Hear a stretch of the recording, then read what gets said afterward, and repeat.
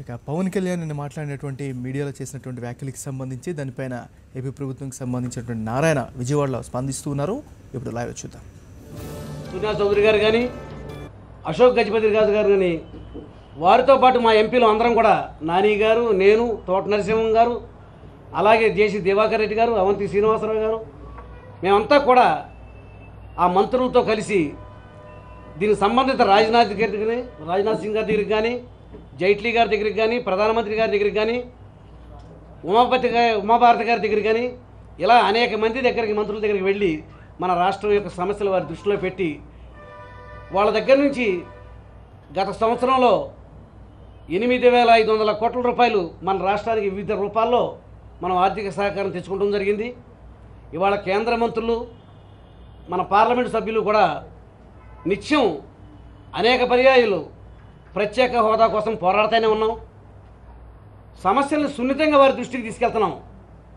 ఇవాళ మిత్రపక్షం అవటం వల్ల చంద్రబాబు నాయుడు గారి ఆదేశాలతో ఇవాళ మేము వ్యవహరించడం జరుగుతూ ఉంది. గతంలో ఎంపీలంటే మిత్రపక్షం కాదు కాబట్టి ఆ రోజున చంద్రబాబు నాయుడు గారి ఆదేశంతో పార్లమెంటును స్తంభింపజేశాం. మన సమస్యల్ని దేశం దృష్టికి తీసుకురాగలిగాం. ఇవాళ రోజున మిత్రపక్షం అవటం వల్ల దానికి ఒక సాంప్రదాయం ఉంటుంది. ప్రత్యర్థి వేరు, మిత్రపక్షం వేరు, కలిసి ఎన్నికల్లో మనం నడిచాం. మరి వాళ్ళ రోజున పవన్ కళ్యాణ్ గారు మాట్లాడుతూ ఉన్నారు ఎంపీల పనితీరు గురించి.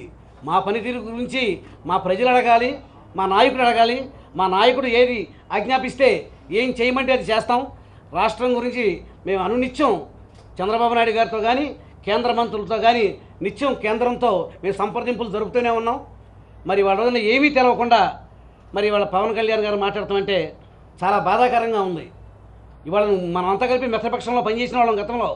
మీరు ఏదైనా సమస్య ఉంటే రాష్ట్ర ప్రయోజనాల కోసం రండి, మరి చంద్రబాబు నాయుడు గారితో కలిసి మాట్లాడే చనువు మీకు ఉంది, రండి, కూర్చోండి, మాట్లాడండి. మనం అంతా కలిపి రాష్ట్ర ప్రయోజనాల కోసం ఏం చేయాలో మనం సంప్రదించుకుని అది పద్ధతి అయితే ఆ ప్రకారంగా మనం అంతా కలిపి నడిచి మన రాష్ట్రానికి రావాల్సిన ప్రయోజనాల కోసం అంత సమిష్టిగా పోరాడదాం. మీరు అలా పోరాటం రాకుండా, సంప్రదించకుండా మీరు ఎప్పుడో ఒకసారి మైక్ ముందుకు వచ్చి మీరు మా పని తీరు గురించి మీరు మాట్లాడటం చాలా హాస్యాస్పదంగా ఉంది. అది కరెక్ట్ కాదు. ఒక మిత్రపక్షంతో మెలిగే తీరు అది కాదు. పవన్ కళ్యాణ్ గారు ప్రత్యేక హోదా గురించి తెలుగుదేశం పార్టీ ఎంపీలు కానీ, చంద్రబాబు నాయుడు గారు కానీ, కేంద్ర మంత్రులు సునీల్ చౌదరి గారు కానీ, అశోక్ గజపతి కానీ నిత్యం మేము పోరాడుతూనే ఉన్నాం. తప్పనిసరిగా సాధిస్తాం. చాలా వరకు సాధించాం. ఇవాళ కేంద్రంతో అందరితో కూడా ఒప్పించడం జరుగుతూ ఉంది. మేము ఎట్టి పరిస్థితిలో ప్రత్యేక హోదా సాధించి మన రాష్ట్రానికి కేంద్రం ద్వారా ఎన్ని సహకారాలు, ఎన్ని రకాల సపోర్ట్ కావాలంటే అన్ని రకాల సపోర్ట్ మేము పొంది మన రాష్ట్రంలో ఉన్న సమస్యలను కూడా పరిష్కరిస్తాం. మీరు ఇంకా మాట్లాడుతూ ఉన్నారు కేసీఆర్ లాగా తిట్టాలి, తిడితే కేసీఆర్ లాగా తిట్టాలి, పడితే సీమాంధ్ర ఎంపీలాగా పడాలి. మాకు సభ్యత, సంస్కారం మాకు అడ్డు ఉంది. కేసీఆర్ లాగా మేము తిట్టలేకపోవచ్చు, కానీ సమయం వస్తే మేము ఎవరికీ కూడా తీసిపోం. మా పోరాటం అంటే ఏంటో మేము గతంలో చూపించాం, మళ్ళీ అవసరం వస్తే మళ్ళీ చూపిస్తాం. ఇవాళ విడిపోయిన రాష్ట్రంలో మన ఆంధ్రులు అక్కడ ఉన్నారు. మేము కేసీఆర్ గురించి మేము మాట్లాడితే అక్కడ ఉన్న ఆంధ్రులు ఇబ్బంది పడతారని చెప్పి మేము అదుపులో పెట్టుకుని మాట్లాడుతున్నాం. మేము కేసీఆర్ లాగా మేము సంస్కారం లేనివాళ్ళం కాదు. కేసీఆర్ అలా మాట్లాడతానని మీరు గొప్పగా చెప్పుకుంటున్నారు. ఇవాళ రోజు మీరు ఏమంటున్నారు, పడితే సీమాంధ్రులాగా పడాలా. ఇవాళ సీమాంధ్ర మొత్తాన్ని నువ్వు అవమానించావు. సీమాంధ్రులకి సిగ్గు లేనట్టు, వాళ్ళు మాటలు పడే రకం అన్నట్టుగా మీరు చిత్రీకరించి మాట్లాడుతూ ఉన్నారు. ఇవాళ రోజున విడిపోయిన రాష్ట్రం, వాళ్ళ రాష్ట్రం గురించి వాళ్ళు, మన రాష్ట్రం గురించి మనం అభివృద్ధి చేసుకుంటాం, పోటీ పడాలి తప్ప ఈ రకంగా బూతులు తిట్టుకోవడంలో పోటీ పడాల్సిన అవసరం లేదు. మీరు ఈ రకమైన వ్యాఖ్యానాలు చేయటం సబబు కాదు. మీరు మనమంతా కూడా మిత్రపక్షం అనే విషయాన్ని మీరు ఎప్పుడో గుర్తెరగాలి. మిత్రపక్షంతో మెలిగే తీరు ఇది కాదు. ఇవాళ రోజున బీజేపీతో మిత్రపక్షంగా ఉండటం వల్ల మేము పోరాడే విధానంలో మార్పు తప్ప పోరాటంలో మార్పు లేదు. మేము అనునిత్యం పోరాడుతూనే ఉన్నాం. తప్పనిసరిగా మన రాష్ట్రం గురించి మేము సాధించాల్సిందంతా కూడా ఎంతో ఉంది, అంతా కూడా సాధిస్తాం. మరి మీరు ఈ రకమైన అనుచిత వ్యాఖ్యలు చేయటం అనేది మరి సభ్య సమాజం చూస్తూ ఊరుకోదు.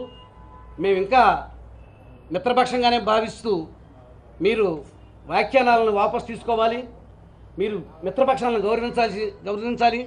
మీరు ఈ రకంగా మాట్లాడటం అనేది ఆంధ్రజాతినే అవమానించేలాగా మీరు మాట్లాడుతూ ఉన్నారు. మీరు హైదరాబాద్లో ఉండటం వల్ల మీ కేసీఆర్తో మీకు సంబంధాలు, మరి ఆయన మంచి చేసుకుంటం కోసం తిడితే కేసీఆర్ లాగా తిట్టాలని చెప్పి మీరు ఆయన పొగిడినట్టుగా కనపడతా ఉంది. మేమంతా కూడా ఆంధ్రాలో మా జీవితం అంతా ఆంధ్రాతోనే ముడిపెట్టుకుని ఉంది. మేము ఆంధ్రాని అభివృద్ధి చేసే దిశగా మేము పోరాడుతూ ఉన్నాం. మీరు దయచేసి పవన్ కళ్యాణ్ గారు, మనమంతా కూడా మిత్రపక్షంగా కలిసి ఎన్నికల్లో పోటీ చేసాం, ఒకళ్ళకొకళ్ళు సహకరించుకున్నాం. తప్పనిసరిగా అదే రకంగా ముందుకు సాగుదాం. మన రాష్ట్రాభివృద్ధి గురించి మనమంతా కూర్చుని మాట్లాడాలంటే రండి, ఒక వేదిక ఏర్పాటు చేయండి, కూర్చుందాం, మాట్లాడుకుందాం.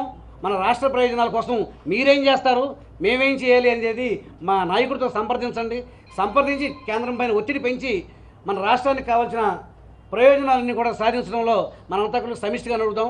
ఈ రకంగా మీరు మీడియా ముందుకు వెళ్ళి తెలుగుదేశం పార్టీ గురించి కానీ, తెలుగుదేశం పార్టీ ఎంపీల గురించి కానీ మాట్లాడే అర్హత మీకు లేదు. ఇవాళ రోజున మేము సంవత్సర కాలంలో 35 సార్లు పార్లమెంట్లో నేను మాట్లాడటం జరిగింది, నాని గారు మాట్లాడటం జరిగింది, అందరు ఎంపీలు కూడా మాట్లాడటం జరిగింది. ఇవాళ మా ఎంపీలు ఎవరు కూడా మరి 35 సార్లు మాట్లాడుతుంటే అది చిన్న విషయం కాదు. మేము అనునిత్యం కూడా పార్లమెంట్లో మేము పోరాటం చేస్తూనే ఉన్నాం. మరి ఇవాళ రోజున విజయవాడలో నాని గారు సాధించిన రోజు మరి మనం చూస్తూనే ఉన్నాం. కనకదుర్గమ్మ వారధి ఎన్నాళ్ళ నుంచో మనం బైపాస్ ఫ్లైఓవర్, ఈ ఫ్లైఓవర్ గురించి 10 సంవత్సరాలుగా కాంగ్రెస్ పార్టీ కబుర్లు చెప్పింది, ఏమీ సాధించలేకపోయారు. ఇవాళ రోజున మరి బీజేపీ మిత్రపక్షం అవడం వల్ల వారి మీద ఒత్తిడి పెట్టి ఇవాళ రోజున ఫ్లైఓవర్ని శాంక్షన్ చేసుకురావడం జరిగింది. ఇవాళ రోజున అనేకం సాధించాం. ఇవాళ ఒక మోడీ గారు ఒక గ్రామాన్ని ఆదర్శ గ్రామంగా తీసుకోమంటే కాన్స్టిట్యున్సీ మొత్తాన్ని ఆదర్శం కాన్స్టిట్యున్సీగా తీసుకుని దాన్ని అభివృద్ధి చేసే దిశగా నేను కానీ నాని గారు కానీ మేము ఆ దిశగా పోతా ఉన్నాం. మాకు మీ ప్రశంసలు అక్కర్లేదు, మాకు ప్రజల ప్రశంసలు చాలు, మా నాయకుడి ప్రశంసలు చాలు. మేము మా అంతరాత్మిక సమాధానం చెప్పుకోవాలి తప్ప నీకు సమాధానం చెప్పుకోవాల్సిన అవసరం మాకు లేదు. దయచేసి అదుపులో ఉండి, హద్దుల్లో ఉండి ఒక మిత్రపక్షంతో ఎలా మాట్లాడాలి, ఒక స్నేహితుడితో ఎలా మాట్లాడాలి అనేది మీరు ఒకసారి నేర్చుకుని మీరు మాట్లాడితే బాగుంటుందని చెప్పి నేను పవన్ కళ్యాణ్ గారికి విజ్ఞప్తి చేస్తాను.